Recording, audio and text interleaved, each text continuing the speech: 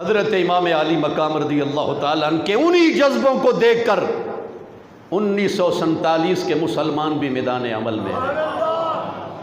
جب ہندو درندے مسلمان بچیوں کے ساتھ درندگی کرتے، جب ہندو درندے علماء کی داڑیاں نوچتے، اور جب بدکار قسم کے ظالم اور جابر ہندو انگریز گٹھ جوڑ کے ساتھ علماء کا قتل عام ہو رہا تھا، ایک نہیں کئی ہزار علماء کو خانقاہوں میں، مسجدوں میں بے دردی کے ساتھ کاٹ دیا گیا۔ انہیں نفرت مسلمان سے بھی تھی، اور اس سے زیادہ نفرت انہیں اسلام سے تھی کہ اسلام کا نام لینے والا کوئی بر صغیر میں ہمیں نظر نہ آئے۔ مگر جس سرزمین میں غریب نواز ہوں، تاجدار سرہند حضرت مجدد الفسانی ہوں، اور حضرت نظام الدین اولیاء ہوں، اور بریلی میں احمد رضا ہوں، اور بر صغیر کا تاجدار فیض عالم جہاں جلوہ فرما ہو، اس سرزمین سے اسلام کو دیس نکالا کیسے دیا جا سکتا ہے؟ 1947 کی تاریخ بتاتی ہے، ایک عالم دین مسجد میں بچوں کو قرآن پڑھا رہے، ظالم آئے، جابر آئے، گولیاں لے کر، خنجر لے کر، تلواریں لے کر۔ اس عالم نے تنہا ایک عالم رستہ روکا، اے بے شرمو، یہ بچے، یہ ننھے ننھے پھول قرآن پڑھنے کے لیے آئے ہیں، ذلیلو تم ان کو خون میں نہلانا چاہتے ہو؟ جب تک یہ مصطفیٰ کے دین کا خادم موجود ہے ان بچوں کی حفاظت کی جائے گی۔ گولیاں چلی، جگر سے آر پار ہو گئیں، وہ مولانا مسجد کے دروازے پر گرے، اور وہ درندے آگے بڑھے، قرآن پڑھنے والے بچوں کو گولیوں سے بھون دیا، خنجروں سے کاٹ دیا۔ ایک طالب علم نے اپنے لہو کے ساتھ مدرسے کی دیوار پر پاکستان زندہ باد لکھ دیا۔ میں اس ننھے شہزادے کی جرت کو سلام پیش کرتا ہوں۔ اللہ اکبر۔ دوستو، تاریخ پڑھنے کی ضرورت ہے، اپنے بزرگوں کی خدمات کو پڑھنے کی ضرورت ہے۔ کوئی اتنا سستا مل گیا ہمیں پاکستان؟ آج گلوکاروں اور فنکاروں اور اداکاروں نے اور اس طرح کے کہلے ملے جلے لوگوں نے اسلامی غیرت کا جنازہ نکال دیا۔ وہ بے شرم لوگ سمجھتے ہیں کہ اس سرحد نے تو ہماری آزادی چھین لی ہے، ہمیں آزادی ہونی چاہیے، ہم ادھر جائیں ادھر آئیں، اپنی مرضی سے ہیں، اپنے مرضی سے جائیں۔ اور بے شرمو، شکر ادا کرو، اس دور کے علماء نے قربانیاں دے کر تمہیں گائے کا پیشاب پینے سے بچا لیا ہے، ورنہ تم ترقی کے اس بہاؤ میں اتنا آگے بہ جاتے، تم گائے کا پیشاب بھی پیتے اور شرابیں بھی پیتے۔ آج 10 دنوں میں لوگ حسینی بن جاتے ہیں، سارا سال کردار یزیدی رہتا ہے، سارا سال ملاوٹ، سارا سال ناچ، سارا سال گانے، اور سارا سال ناجائز قبضے، بے حیائیاں، فحاشیاں، عریانیاں، مسلمانوں کا پیسہ یہودیوں کے پاس، دوستی کی پینگیں یہودیوں، عیسائیوں، ہندوؤں کے ساتھ، اور محرم کے 10 دنوں میں وہ حسینی ہو جاتے ہیں۔ یہ منافقت چھوڑو، پکے پکے حسینی ہو جاؤ۔ یا ایھا الذین آمنوا ادخلوا فی السلم کافہ، اے ایمان والو پورے پورے اسلام میں داخل ہو جاؤ، صرف محرم میں نہیں، پورے سال میں مصطفیٰ کی غلامی میں رہو، سر سے پاؤں تک مسلمان ہو جاؤ۔ اللہ اکبر۔ فرمایا ایمان والو پورے پورے اسلام میں داخل ہو جاؤ، شیطان کے نقشہ قدم پر نہ چلو، شیطان کے نقشہ قدم پر نہ چلو۔ عزت وہ مت ڈھونڈو جو تمہیں یہودیوں کے پاس عزت دے، وہ منصب مت ڈھونڈو جو تمہیں بے دین لوگوں کے پاس اونچا کر دے۔ عزت وہ تلاش کرو جو تمہیں رب کے پاس سرخرو کر دے، وہ عزت تلاش کرو۔ آج ہماری نوجوان نسل بوپو بجا کے، باجے بجا کے، تالیاں بجا کے، ناچ کر کے، اچھل کود کے سمجھا کہ ہم نے شہیدوں کی شہادت کا حق ادا کر دیا ہے۔ بڑے نادان ہو، تمہیں کوئی سمجھانے والا ہی کوئی نہیں۔ تمہیں جنہوں نے سمجھانا تھا وہ خود باجے بجا رہے ہیں، وہ خود پوپو بجا رہے ہیں، حکمران جتنے بھی ہیں وہ سارے ناچ گانے میں لگے ہوئے ہیں۔ قدر کرو، ایسے حالات میں بھی اللہ کے فضل سے مسجدوں سے کلمہ حق کی صدا گونج رہی ہے۔ کوئی لوگ ایسے ہیں جو تمہیں جھنجھوڑ کر تمہیں بتا رہے ہیں اور تمہیں آواز دے کر پیچھے بلا رہے ہیں، اتنا آگے مت بڑھو کہ تم اپنی چال بھول جاؤ، تم اپنی شناخت بھول جاؤ، اپنی پہچان بھول جاؤ۔ لوگ کہتے ہیں جی ہم ترقی کے راستے پر چل رہے ہیں، گمراہی کے راستے پر مت چلو۔ ترقی یہ نہیں کہ تمہارے ہاتھ سے قرآن چھین لیا جائے، تمہارے ہاتھ سے نبی کا فرمان چھین لیا جائے، تمہیں باجے پکڑا دیے جائیں۔ ترقی یہ ہے مدینے والے کے غلام ہو جاؤ۔ آج کیبل پر ناچ ہی ناچ ہو رہا ہے۔ مسلمان گھرانوں میں پیدا ہونے والی بچیاں، انہوں نے انگریزوں کی طرح کا لباس پہن لیا، ہندوؤں کی طرح کا لباس پہن لیا۔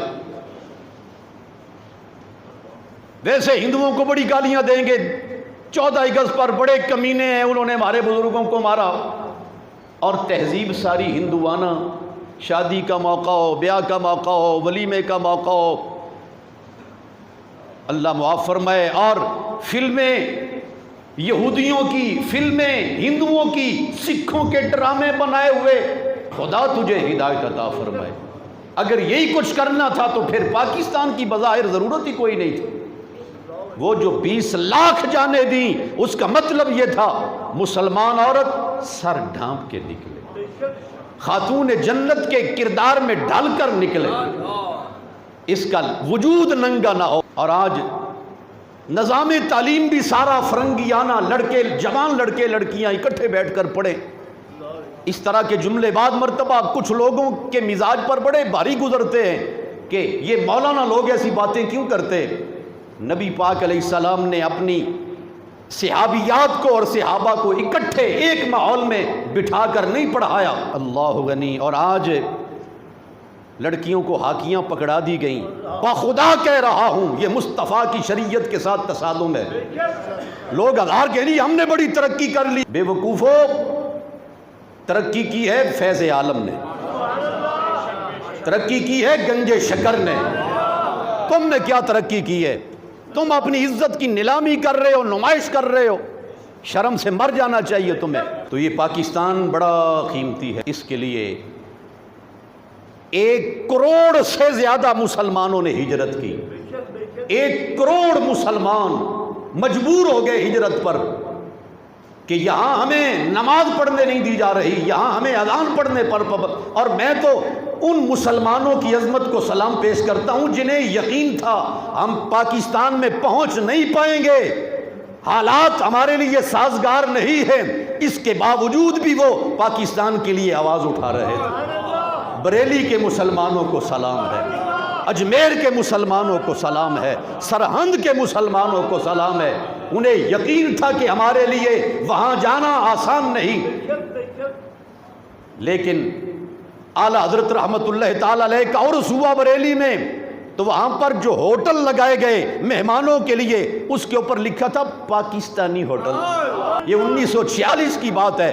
وقت نہیں کہ میں تفصیل سے سناؤں کہ کیا گزری ہمارے بزرگوں پر، کتنی قیامت گزری۔ ایک ماں 3 بچوں کو لے کر جب گولیاں چل رہی تھیں اور ہر طرف آگ ہی آگ، 15 میل وہ خاتون بھاگی اپنے بچوں کو سینے سے لگا کے۔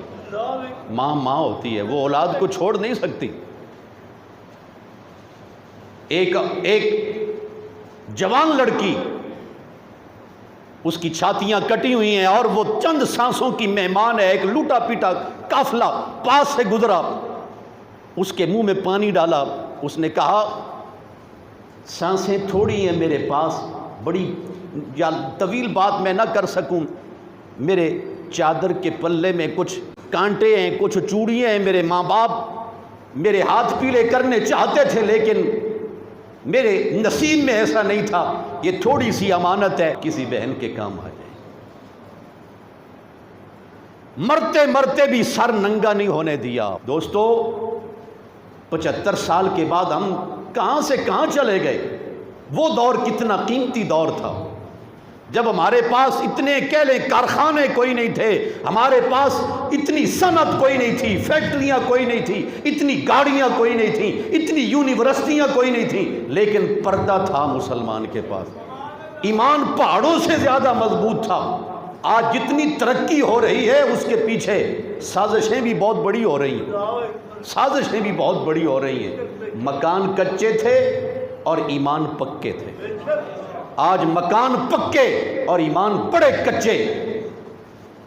ان کے جو ہم غلام تھے دنیا کے پیشوا رہے، ان سے پھرے جہاں پھرا آئی کمی وقار میں۔ ایٹم بم ضرور ہے ہمارے پاس، لیکن اس کا خوف کسی کو کوئی بھی نہیں، نہ ہندو کو خوف ہے، نہ سکھ کو خوف ہے، نہ یہودی کو خوف ہے۔ ان کو پتہ ہے جنہوں نے چلانا ہے وہ ہماری جیب میں ہے۔ میں بڑے درد سے کہہ رہا ہوں، کوئی کسی کا نام نہیں لے رہا، اور خنجر چلانے کے لیے، تلوار اٹھانے کے لیے بھی بازو چاہیے، جذبہ چاہیے، اور بم چلانے کے لیے بھی جذبہ چاہیے۔ اللہ کرے کوئی محمد بن قاسم آ جائے، اور جو 14 اگست کا دن ہے وہ بومبو بجا کے، باجے بجا کے اور اچھل کود کر کے نہیں، قرآن پاک کی تلاوت کر کے، تاکہ شہید خوش ہوں۔ ہم باجے بجائیں گے، بومبو بجائیں گے، شہید خوش ہوں گے یا پریشان ہوں گے؟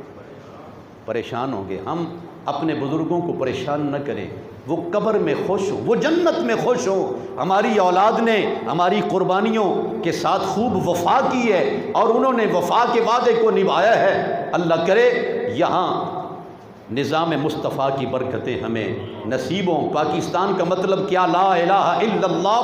اللہ کرے حکمرانوں کو بھی یہ توفیق ملے۔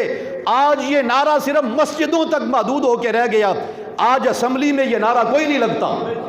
انہوں نے فراموش کر دیا پاکستان کا مطلب کیا، لا الہ۔ وہ کہتے ہیں سب سے پہلے پاکستان، اسلام کو نکال ہی دیا انہوں نے۔